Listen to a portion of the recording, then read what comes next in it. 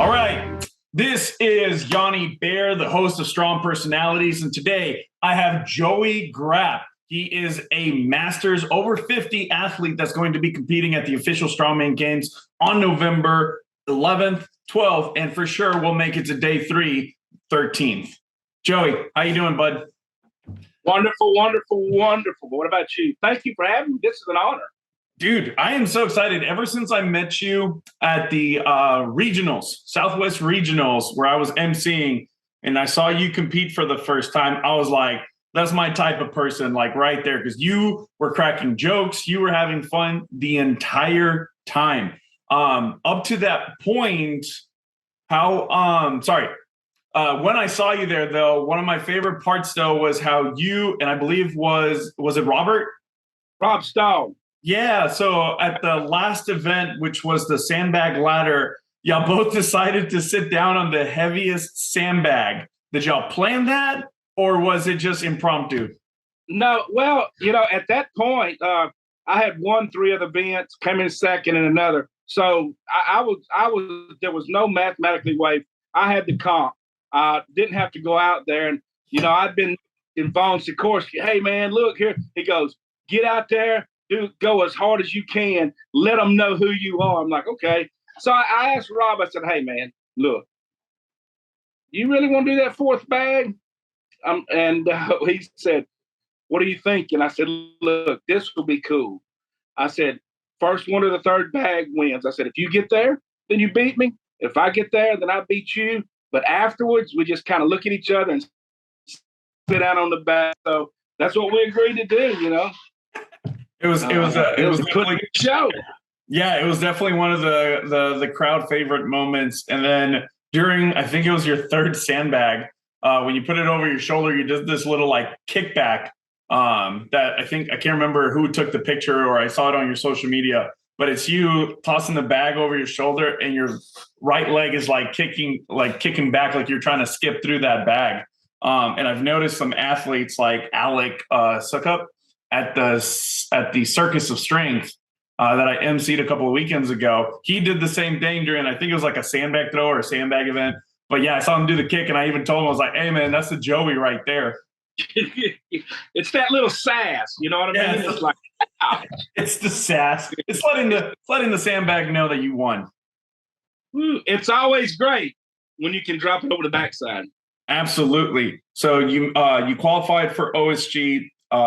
This is not your first time. As we can tell from your shirt, you were there in 2021 where you played. How you like my shirt? What was that? I was going to ask, how you like my black shirt? I like it, man. I do the same thing. I wear black because it's slimming. Indeed. Okay, so I interrupted. Go ahead. No, it's okay. So you placed 9th. And now you're going to be competing against 30 other athletes. And there's some big names on there. We're talking about Mark Felix, Nick Best. What's it like knowing that you're going to compete against them? Have you competed against them before? I haven't. A matter of fact, during one of the sandbag medley event last year at OSG, one of the MCs, they said, have you competed against Joey Grappe? He goes, no, I know who he is, or I know him, but I haven't competed against him. And I was like, I win. I'm going to the house. Nick Best. That's awesome. This will be the first. So this will be, that'll be the first time, against Nick Best and Mark Felix. Does that put any additional pressure, or is it one of those where you feel like you're kind of playing with house money? What's your attitude going into the competition? With Felix and Best, you mean? On yeah. The line? I can assure you that Mark Felix and Nick Best do not cause me a bit of anxiety or lose sleep at night. Number one, I'm not going to beat those 2 guys. You know what I mean? I don't have to compete against them. This is just going to be one of those things when I'm sitting in my chair with all the grandkids. Yeah, I competed against that old guy right there. But it's the other guys. David Johns, Brad Carell, Patterson, Pearson, George Pearson, Sikorsky, and I can name all the guys from last year. plus the new guys coming up, and some of them look strong. So it's but even then, it can be 1,000. I don't care. I'm going to be me and just have a good time. Did you have that same mentality going into your first OSG last year? Always 100%. I got my bags last year. I said, I win, I'm going to the house. All right. So you don't, so I'm guessing that for you, just being in front of people isn't that big of a deal, right? Like it doesn't bother you during competitions? Because I feel like some newer athletes, especially if it's their first time, especially when it's, 400 athletes, and that's not even including the audience, that can be a lot for somebody. Like what would you recommend to the athletes that are showing up to an event like this for the first time? Yeah, because I did have that one moment last year on the log press. I got one rep. I was repping 4 reps regularly in the gym. And so I was figuring on maybe 6. I got 1, but I cleaned the log and I actually held the log for 30, didn't know what I was doing. I'm like, hey, I was looking at everything. I could hear the announcer and lane 4 is repping away. And I heard Eric Patterson fall. Oh, he falls. I'm listening to all this, the people reading the numbers up there. And I'm going, what am I supposed to do? And then I said, oh, I'm supposed to press this log. So it will, I think we need an icebreaker event. Just go in and do an icebreaker event and then break the ice. But it is different competing on that scale. This year, it's even, to me, a little bit more intense because now I know what to expect. My advice to those guys would be approach each event just like you're in training. You do it, we do this all the time. You do the Viking press, you do the deadlift, you've been doing sandbags now, 12-week prep. It's nothing different. You just have people cheering you on. So if you get nervous, put on a show, relax and have a good time. Absolutely. So like earlier I mentioned that when I first saw you compete, I was like, you're like my kind of people, because I'm also known for cracking jokes in the middle of an event, trying to make people laugh, making the audience laugh, making the judges laugh if it's possible. But the sandbag event that you just mentioned, though, that one tops out at 300 pounds for you. That's a lot heavier than what you saw at regionals. How are you feeling with the sandbag event? Love it. I am looking forward to it. Go ahead. I do have, I'm horrible. I don't know if at lapping. I can't lap stones. I can't lap bags. I just and matter of fact, Gabe Pena, he was like, I'm impressed by Joey Grappe, this one motion. Hey, okay. I got this big, huge butt, okay? Can I say that on TV? I got this rear end. So it's like a counterweight, So up to the 250 bag, I can pull it up, stand straight up, and come over to my shoulder. It's a little slow, but it's less energy. But the 275 and 300, we have to do a little bit differently. And so I have to try to lap them. I'm looking forward to it. I'm looking forward to it. And make the finals, I think you're going to have all 5 bags. Yep. That's definitely high praise from World's Strongest Man competitor Gabe Pena right there. What event are you concerned about, or maybe what do you think is going to be your weakest event? Well, there's this axle deadlift, 610 pounds. I'm just going to say it right here. So all you 50 and plus athletes out there that you're watching, are you ready? Here, a little news flash. It ain't happening for me, baby. You hear me? It ain't happening for me. Is 610 over your personal best? I'm a horrible deadlifter because I never really learned how. Okay. And when I started learning how, things changed. And, and so, I mean, I've always been able to be right there and be where I needed to be. 610 is heavy on axle. Yes. From high. I mean, if I pull 610 on it, matter of fact, let me just say this. In the gym, I just pulled 20 pounds more on the axle than what my deadlift PR was. So I said it's not happening. Here's the thing. If I'm not confident I can get one rep, I'm not trying it. There's no reason. I mean, why? Why go out there and just bust a gut because I want to smoke the 5 bags? True. So you're going to save your energy on that one because you know you're not going to get it, which is smart. I do see a lot of people go for it, and I understand if they go for it, if it is within reach. But if you know you don't have it where it's way too much, then yeah, that's a smart approach. So did you see Lynn's video when it came to the Viking press implement that he's building? I did. I love it. I think it's going to be great. Right. So it's 24 inches wide, like for the handles. It's going to be about 10 to 12 feet long, right? Because that's going to help people just be able to press it straight above instead of having to lean back when it's short. The weights that are going to be added are going to be kegs. So they're going to be empty kegs. He still hasn't released the weights for those, right? Because he's still trying to figure out. On the kegs, but we know what we're going to have for our comp weight, in-hand comp weight. So, he'll have to, when he puts the kegs up, then he'll work out, whatever. But, 50 and up, we're supposed to have 265 and that's in-hand weight, not loaded.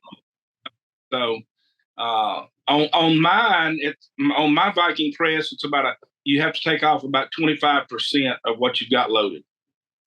Really? Okay. Yeah. So are you a strong presser or what? Like, what's your go-to events? Do you like moving events, static events? I love events, but I also like overhead and moving events. Strong shoulders. Okay, here you go. Me, Mark Felix, Nick Best, whoever, I don't care. 5 bags, okay? 5 bags, 50 feet down, come back. I'm ready. I would. That would be a great. I'd challenge him. I'm challenging you right now, Nick Best, to 5 bags. Of course, it can't go over like a 400-pound bag. Okay, come on. You're like, I got the 300, but not 400. Okay. I mean, watching Nick Best and he's doing deadlifts with 635, 25 pounds over. I did 20 today. I'm like, like I'm gonna pick my battles, and that's the deadlift is not one. I hear you.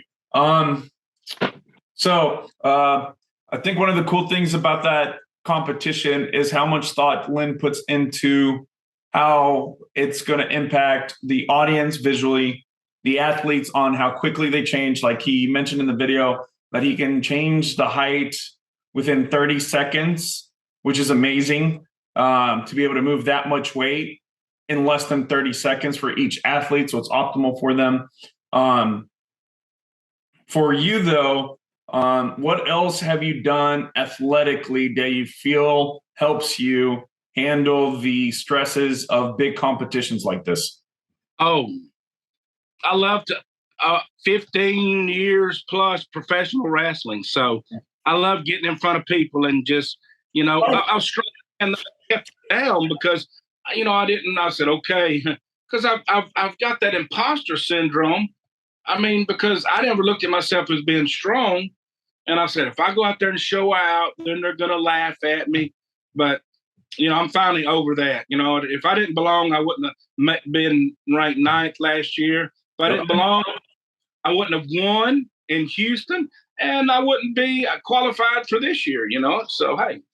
So wait, you were a pro wrestler for 15 years? Oh, yeah. What was your wrestling name?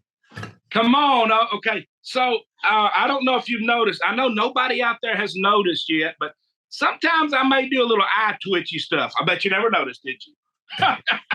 I've seen it in your social media videos for sure. Oh, yeah. So I used to do this so it's kind of a Tourette syndrome deal. So my nickname was Shake and Bake. So I started off Shake and Bake Joey Grappe. But, then the ultimate one that worked out best was Coastal Wrestling Alliance, and they gave me the name. Are you ready for this? Yes. Luscious Louis LeBlanc. Luscious Louis LeBlanc. That is amazing. Black. I have pink and black tiger stripe pants. I have the pink and black tiger stripe with little tassels, and I took the pink feather boa. And depending on where we were, what the audience was, a lot of times, it was pink, it was flamboyant, and I had a lot of sass, and so depending on where we were, I played on that a lot of times. So that's where you strengthen your sass, and that's why you like moving events. You were everywhere on that ring, I bet. Yeah. So in the wrestling game, you go by different names depending on where you're going, but most people, they remember Luscious Louis LeBlanc. So there you go. So I got a quick question for you. All right. I stalked your social media a little bit. So I see that one of the supplements you like to take is a shake that is a mix of Jaws oil, Orca oil, and Flipper oil. Do you still use this? Yes, I do, Yancey. Yes, I do. Here's the deal. And of course, look, I'm just going to go ahead and preface what I'm about to say. There's going to be don't be that guy. One of those isn't a fish, or only one is a fish. I know. 2 of these breathe air, not a fish, but I can call them a fish if I want to. So, yeah, you got to use the fish oil shake. It's fish oil, vitamins, orange juice, protein powder. And see, you've got not just any, you've got Jaws, that great white shark. Yep. And that makes you vicious, and you can attack. And then you're as cunning as, remember Orca the whale, that movie Orca, the killer whale? Really. Cunning as one of those killer whales. And hey, the flipper thing, hey, it's a plus. Man, you can pool and just like go on your back of your tail all the way across pool. So that's like a rat, man. Oh my God. Have you done commercials? Local. Yes, and then right. Say that one more time. For local TV, I have, and then for the radio station. Yes, you said you're at the radio station. Tell us a little bit about that. Hey, Joey Grappe, the voice from North Caddo Titans, right here on North Caddo's Real Rock 104.1 FM. Hey, we play the best rock and roll ever made. So wrestler, radio host, voiceovers for commercials. I rode bulls. Joey, I used to ride bulls. Like real bulls or like the mechanical bull? Because I can see you doing both. No, I never mechanical bull. I never did that. No, I'm talking about, the stinky kind where you put your rope on, you do like this, and you stay outside, and they. How old were you? I started when I was 17, so for about 5 years there until, look, when you're 225 pounds, that doesn't matter. You can still be thrown in the air about 30 feet by these bulls. Yes. And when they come at you, look at me. I'm not running from a bull, okay? We just, so I did, hey, I enjoyed doing it. And, and then I went from bull riding to dirt tracking. So dirt track car. What's dirt tracking? Race car driver and on the dirt. Are you addicted to adrenaline rushes? If I can lose down to 225 pounds, I'm going skydiving. So yes, yep, you're that's your high adrenaline rush. The better, the more G forces, the better. Look, I haven't found anything yet. Maybe skydiving. You know what I mean? I mean, maybe that, but I'm afraid to skydive for one reason. Gravity. I may love it too much and I won't be able to afford to do it all the time. I used to have a roommate that that was his hobby. He was competitive when it came to just skydiving. So every weekend he would do like, I think 4 or 5 like jumps, and it was He's like, it's an easy hobby. Gravity does most of the work. And I was like, you're not wrong. You don't even be good at it. What was that? You don't even have to be good at doing anything. You're just falling, you know it? Just picking your spot and making sure it's not too windy.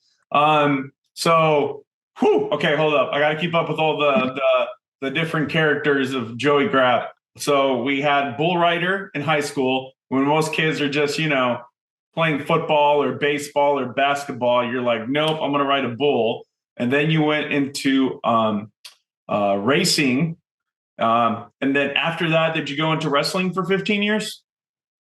Oh yeah, and well, after I went into about that time, yeah. But I raced and wrestled about the same time. But it was on and off, depending on what we were doing, because we had bought one of the old Mid-South rings, and we were running shows and renting the ring to different organizations, and then that would get us out there, and so it was good. But the wrestling had to stop. When I got hurt pretty bad, but what was my injury? Yeah. You may know him. I wrestled a guy named Red Dog, but he was Rodney Mack in the WWF or WWE, and I just got caught in some padding. And when he caught me across the face with a clothesline, I wasn't in the right position and tore a lot of tendons away from my heel. So that was a rough injury there, but it got to where it was taking me really away from my family. Okay. And then the Puerto Rico deal came up, and when I decided not to go to Puerto Rico, I said, that's it. I'm just not going to do it again. So that's what happened. What was the Puerto Rico deal? I don't know if you remember Buck Robley, from old Mid-South. He was running lots of shows in Puerto Rico, and I had an opportunity to go to Puerto Rico. It was a pretty good little gig, but when you get overseas, when you get out of the United States, you're kind of, you're stupid. First of all, you're going to spend all your money, and then you're not going to have a way home. And then the promoter is going to say, "Oh, you're wanting to go home? Well, I can't pay you today. You need to work these other 6 shows next week." And and then you get in lots of trouble. Let me just leave it. It's just not, it's different today, but when you see it, I'm just going to say it, and maybe on the local levels, but for the majority, it just really wasn't a good family business, if you know what I mean. Yeah. I've heard the stories, and I've heard some of the documentaries from like those early 90s and 80s. And then obviously currently, I'm sure there's some stuff going on, but I don't keep up with it. But yeah, I can see why that is not conducive to a healthy and happy family lifestyle. So I get it. So what kind of training did you do? Did you ever do any powerlifting before Strongman, or were you just a wrestler and then you were like, you know what, Strongman's the next adventure? Oh no, my dad always owned. My dad owned a gym years ago, a local gym, and I did play football, and we always worked out. Pops always used to say, "Son, you don't have to be able to pick up a house. Just look like you can pick up a house." And so that was cool. Those were great. And a lot of times, like I could pick up a house. And then a guy, Joseph Peppers out of Gina, he said, "Hey, Swamp Monster, strongman competition." And so they got to talking it up. I said, "Hey, let's go." And so went down about 8 competitors in the Masters, and I ended up winning second. And then when I did that, I just fell in love. What's been the biggest improvement from you at OSG 2021 and this version of you going into OSG 2022? Well, definitely stronger than I was. A whole lot more experienced in the different lifts and so forth. I worked on a lot of techniques and things. I just really, when you're doing it by yourself at the house, you don't have anybody there to critique you. And by the time you do get your videos critiqued, you're finished. So, I feel a whole lot better about the yoke, a whole lot better about farmers, just a lot of, I would like to say I'm a whole lot more confident, but I'm always confident because I don't go out there and say, oh man, here I'm probably not gonna, or I'm just look, if I win, if I finish 10th, if I finish last, in my mind, I'm still the greatest. I mean, I'm not trying to be boastful, but it's a mindset. I'm still happy. I'm still me. Okay. Yeah, I love that. No, it sounds also like the focus has improved this year based on what you were talking about, right? Because like last year, go ahead. Yeah, no, okay. Let me say this: lots of focus. The training has been hard, mentally and physically, but this year, I've really, I've paid because I know what I'm going up against, because I know what I'm going into. I'm not saying, okay, I need to skip this for the day. I'm hitting it hard, and because at the end of the day, we all want to do well. We all want to do well. You mentioned that it's been hard on you physically and mentally. Have you avoided injuries? Have you been pretty healthy this prep? That is a bad word. That we need. Let me say, I'm going to channel some voodoo that way. We don't say bad. We don't say injuries with 50-year-old. Yeah, so far, but the reason I'm almost getting paranoid or superstitious because right now in the 50 and up, it's coming down to we may have 30, we may not. It just depends on how healthy. I just keep seeing, Vaughn tore his bicep not too long ago. He actually already had surgery. So, I mean, he's coming back. So we still don't know where he falls in different ones, knees, hamstrings, and I'm afraid to walk across the floor. You know it?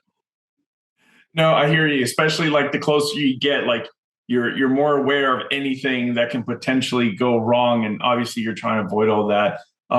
What are some of the things that you have deprioritized to make sure that your training is optimal for OSG?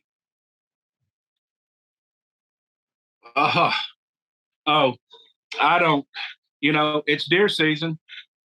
I didn't get to hunt much last year. I'm not cutting shooting lanes, and so I just.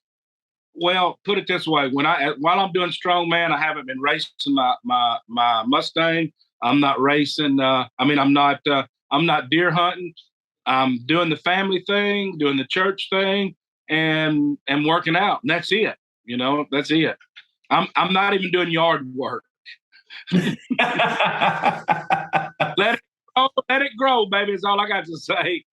You said that the church is very important to you. And looking at your Facebook page, I learned something about you that I didn't know. And it looks like there's 100 things I don't know about you that are just awesome. You're a preacher. Yeah. How long have you been a preacher? Over 20-something years. So you were a wrestler, a bull rider, a race car driver, not a race car driver, a dirt car driver, and a strongman. And this whole time you've been preaching too. Oh yeah. Do you feel like your messages? How do all your do people know about all your adventures? They look. They knew. They knew when they called me at this church. Yeah. They know who I am. Look, I'm and look, I'm one of those. I'm telling you, fire and brimstone, old school Baptist preachers that'll get up there and slobber and scream and run from one end to the other. But I don't know how we got on this, but I'm not the kind of preacher that's going to walk down the street and look down my nose at you. I mean, because you're not dressed the way I think you should, or you're not living the way I think you should. And, I am and I wrote this last year at OSG. Tell us something about yourself. Church that I'm pastor now, I said, look, I am the Harley riding, tattooed, weightlifting, race car driving, outlaw preacher. I love that. Real quick, you mentioned tattoos, and I've noticed on both your arms you have some colorful tattoos. Tell me a little bit about them. That's my baby girl. She's 12, nonverbal, autistic. And the one's just a Harley symbol. This one here, I don't know if you can see it or not, but it says, "You are my heart and I am your voice." Can you get it a little closer real quick to the camera? Look here. Is that one? Will that do it? Yeah, that's perfect. All right, keep telling me about it. I'm sorry.